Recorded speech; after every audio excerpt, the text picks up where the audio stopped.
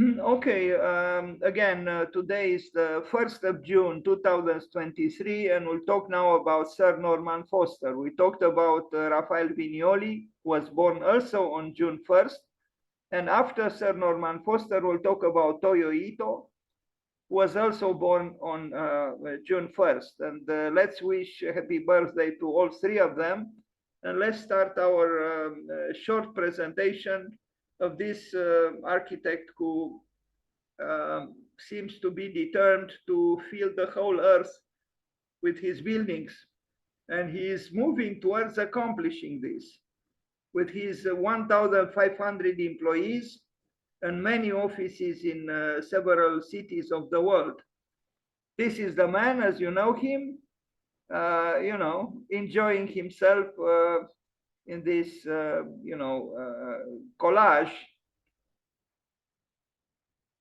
I guess life for architects could also be enjoyable. Not everybody suffers. Although from what I read, he didn't begin very auspiciously, but he made it, so to speak. Sir Norman Foster, the richest architect in Great Britain and the only architect I read today who made it to the list with the richest people in Great Britain. Rather unusual shirt for that tie, but the quality of the clothing is still obvious.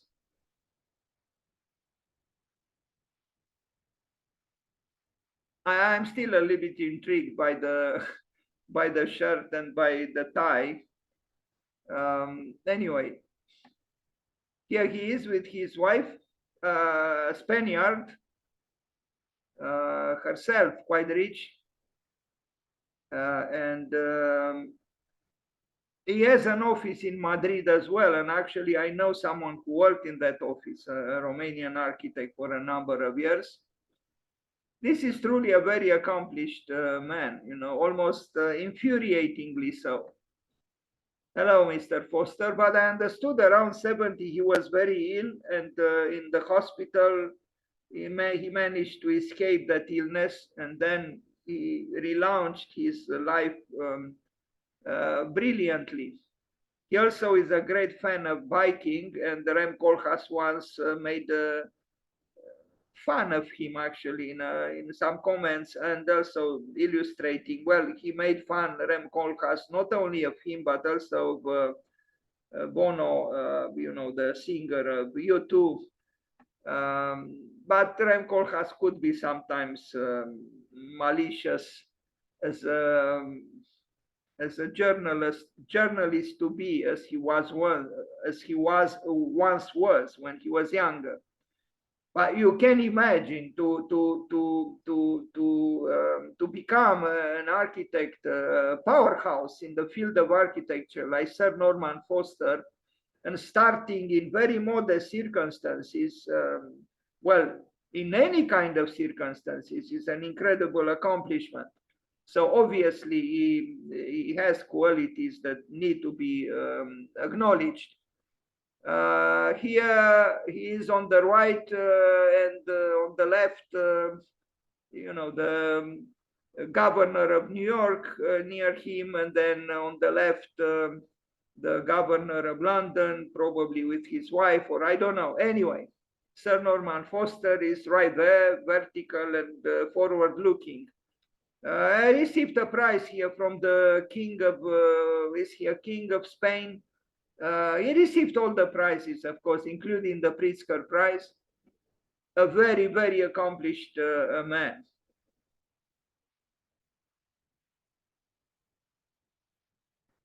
So, let's read a little bit. With a vast and fair amount of awards received, Sir Norman Foster is one of the best portfolios of architecture in the world.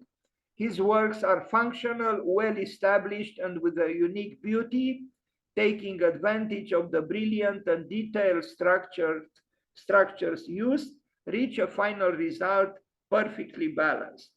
So who said that perfection is not possible on earth, that paradise is unachievable? It seems it is. Born on June 1st, 1935 in the town of Redditch, England. At 16, he left school and went to work at Manchester City Treasurer's office before joining national service in the Royal Air Force. In 1956, he entered the Manchester University School of Architecture and City Planning, graduating in 1961. So he graduated at 26. He won the Henry Fellowship at Yale School of Architecture, where he met Richard Rogers, or should I say Sir Richard Rogers, who would eventually become his business partner, and where he also got his master's degree. After that, he traveled for a year around the United States before returning to the United Kingdom in 1963. And now I show a number of his works, but only with a few images.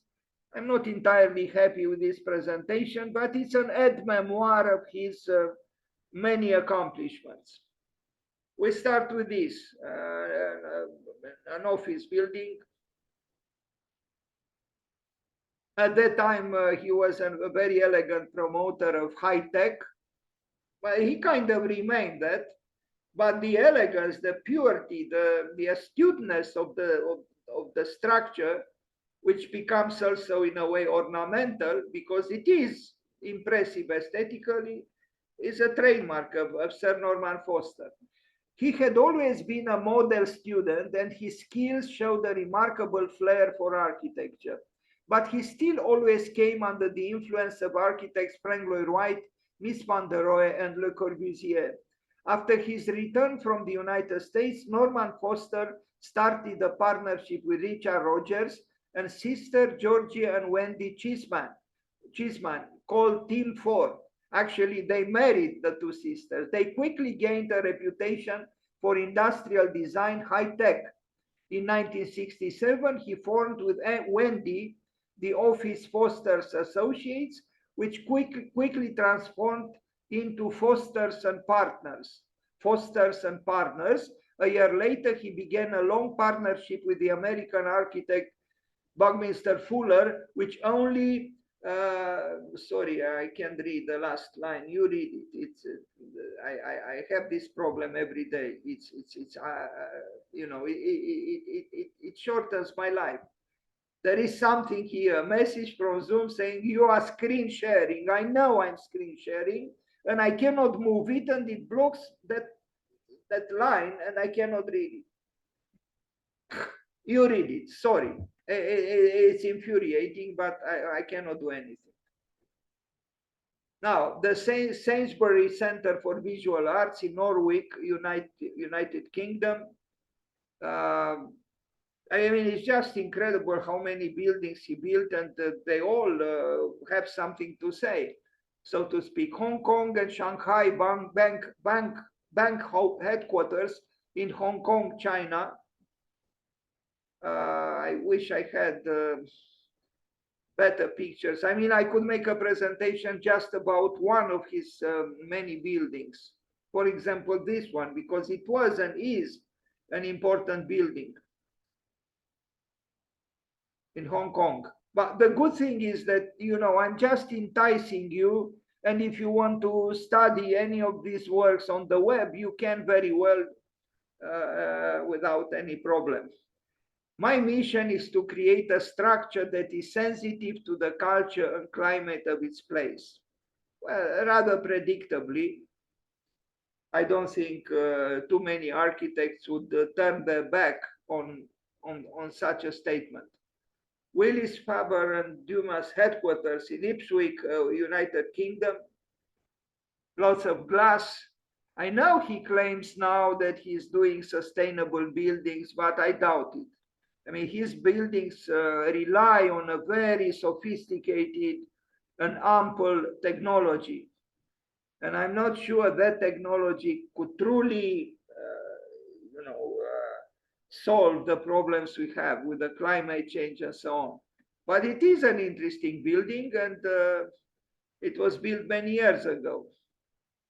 An office building, Sir Norman Foster.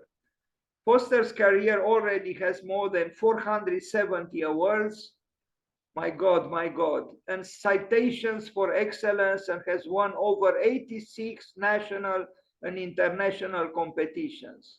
My God, my God. In 1990, he was awarded the Queen's Birthday Honors. In 1997, and by that honor, he became known as Lord Foster of Thames Bank. Stansted Airport, United Kingdom.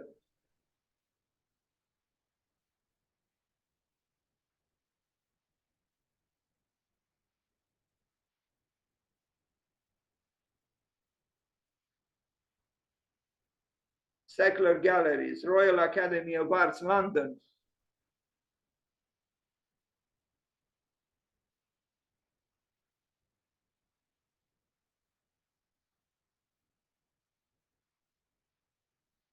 Riverside Apartments and Studio. Actually, his own studio in London is there on several floors in this building.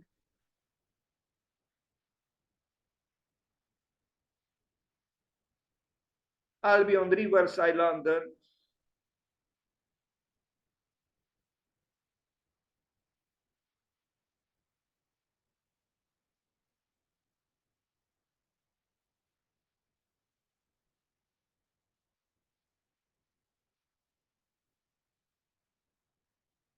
House in Japan, Tokyo.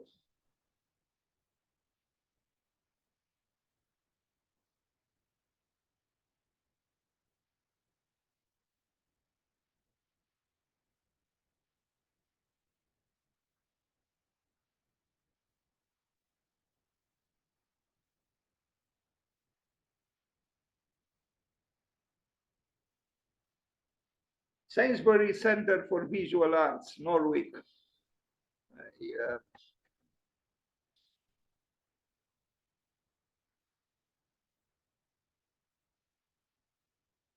Cranfield University Library.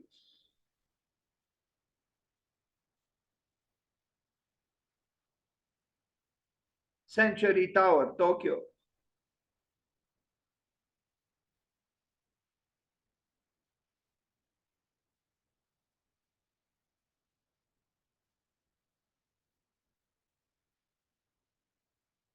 Carré d'Art, Nîmes, France. Now, if you ask me, between the two buildings, the old temple, Roman temple in Nîmes in France, and Foster's building, I like more the temple. But Business Promotion Center, Duisburg, Germany.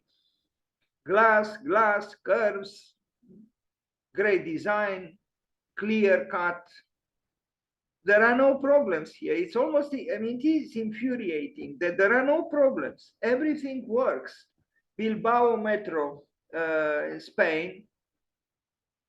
No graffitis, no dirt, everything is clean, functional, well designed, 470 awards, almost 100 competitions won, Lord of Thames, the richest architect in Great Britain, the only architect on the list with the richest people in Great Britain, the American Air Museum in Cambridge. Even the sky seems to be more luminous above his buildings. You know, it's everything is auspicious.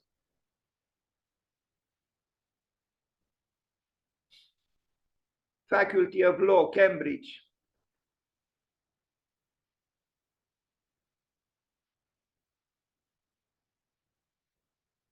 Expo Station, Singapore. Some eccentric architectonic gestures here, but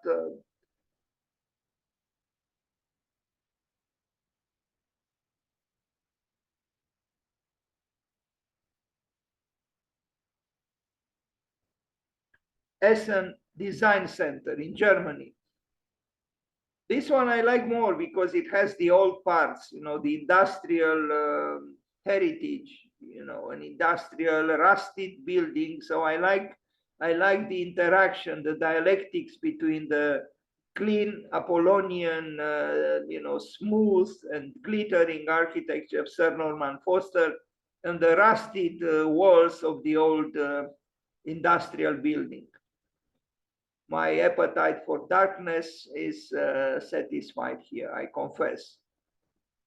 Electronic Arts European headquarters. They could have been anything, actually. Duisburg housing in Germany.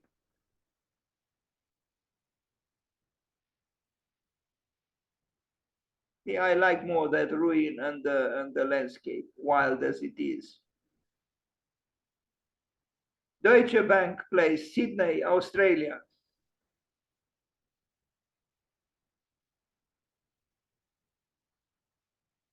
Extending itself in a dramatic elan vital towards the sky. But when you think about it, it's a bank, for God's sake. You know, a Deutsche Bank Place. I mean, we know very well what banks are. No, they're about money, not about reaching God.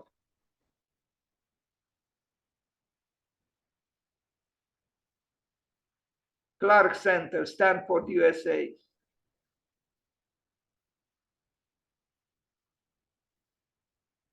City Hall, London. This is a rather ridiculous building, in my opinion. Sorry for the harsh words. I mean, really, why did it have to be like this? It's rather burlesque. Maybe he did it intentionally to express some disdain or something, you know, towards the City Hall. But I find it burlesque, yes.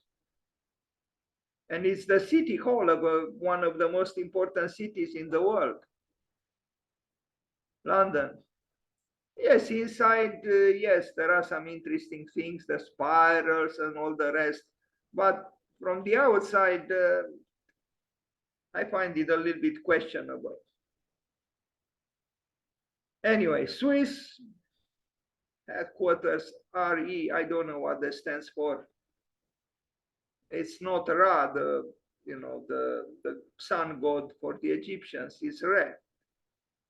Anyway, is the tower which supported his elbow, you know, when he was leaning against it in the first picture I showed. Someone like Leon Krier was ironical towards this tower, but in its so-called uniqueness is not so bad, you know. It's not so unique. Actually, you know, now that I look at it, I remember that I was 28 when I made a drawing in pastel with a honeycomb building with a, you know, very similar to this one actually. I don't have the drawing here to show it to you, but I had such a so-called vision of a tower, not very different in a certain way from this one, somehow. Anyway, not so clean, not so wide, not so splendid, not so, you know, infuriatingly perfect. Czech Lab Cop Airport, Hong Kong.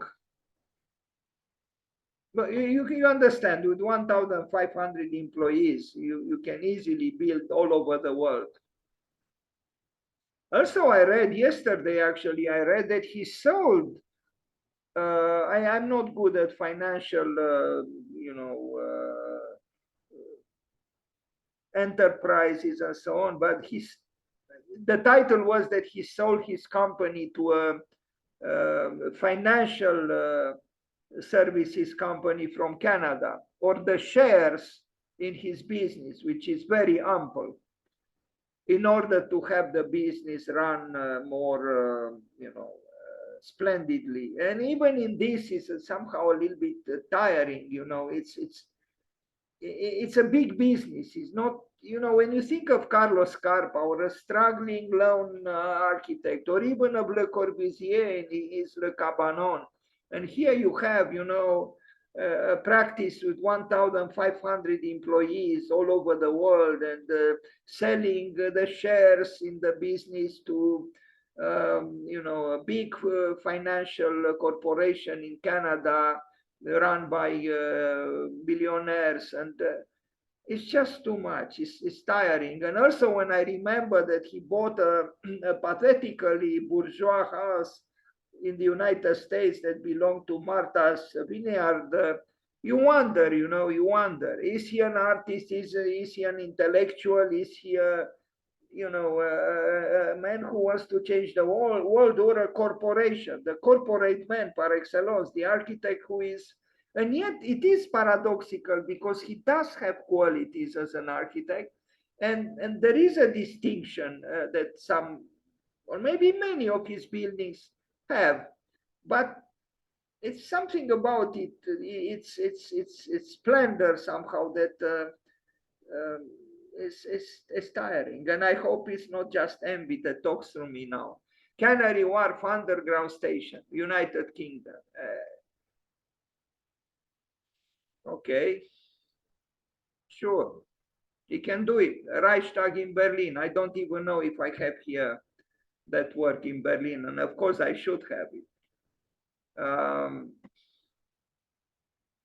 I also don't like my own presentation. You can tell my heart was not in it.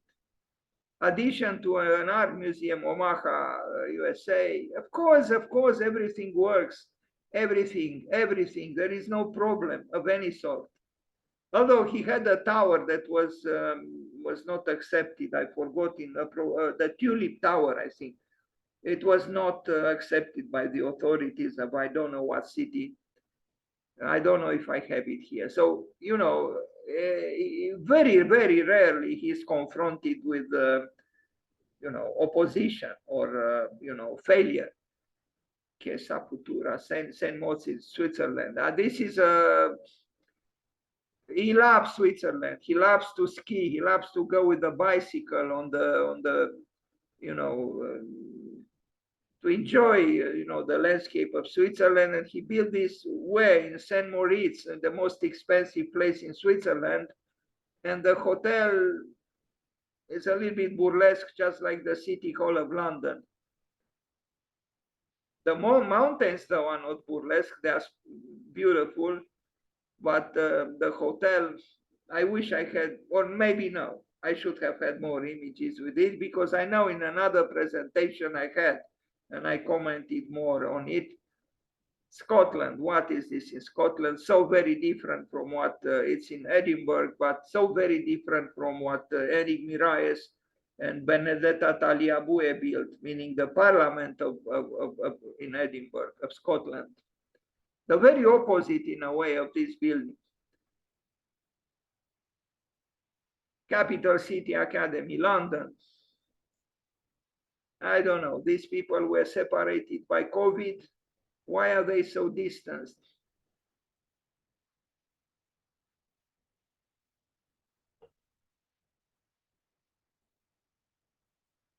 Wembley Stadium, London, United Kingdom, a famous, I don't know exactly what he did here.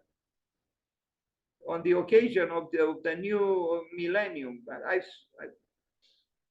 yeah, he had to do some work here too, of course. The Millennium Bridge in London is not bad, pointing right straight to St. Paul, the work of St. Christopher Wren. Now, I'm saying something probably outrageous, but Sir Norman Foster, it's possible that he hates Sir Christopher Wren because some critics think that Sir Christopher Wren, was the greatest British architect ever. And I imagine Sir Norman Foster would like to dispute that hierarchy. But this bridge is not bad. But you can almost say that he is actually trying to compete with St. Paul Cathedral in some way. Camp Nou Stadium for Football Club Barcelona in Barcelona. It's a project. I don't think it was done yet. Colors here, finally. California State University, Channel Islands, Camarillo. This is a typical building by Sir Norman Foster when he's not at his wildest. and he's not here, but it's still a building that function, is correct, is clean, is everything. Gutenberg House, Manchester. So, yeah, sure. Boulogne-Billancourt, Paris, Paris, France. Rather banal. Although there are some interesting things here, especially on the left, the visceralization of technology. Beijing Airport, China.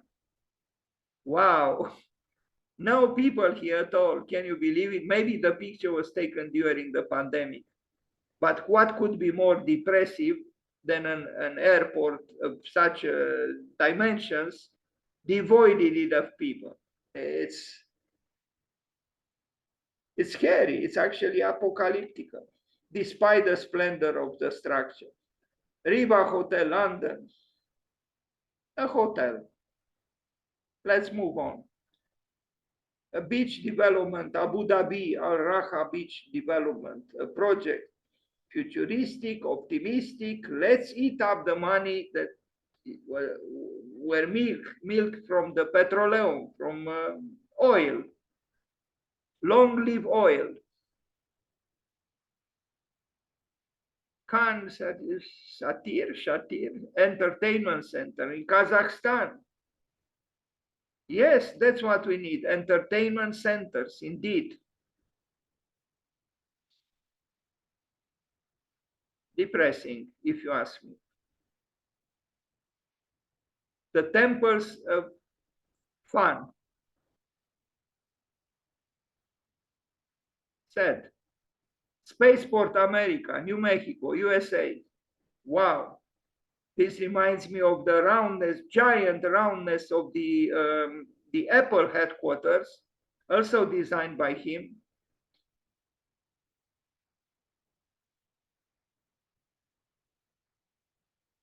National Arena, Scotland, Glasgow.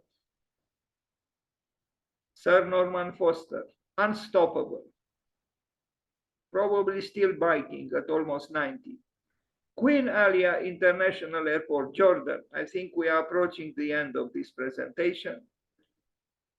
At least here we see some people. Anything is possible. Anything works. Life is beautiful and the sky is clean. Thank you. So let's wish him happy birthday. And now let's go to the third presentation.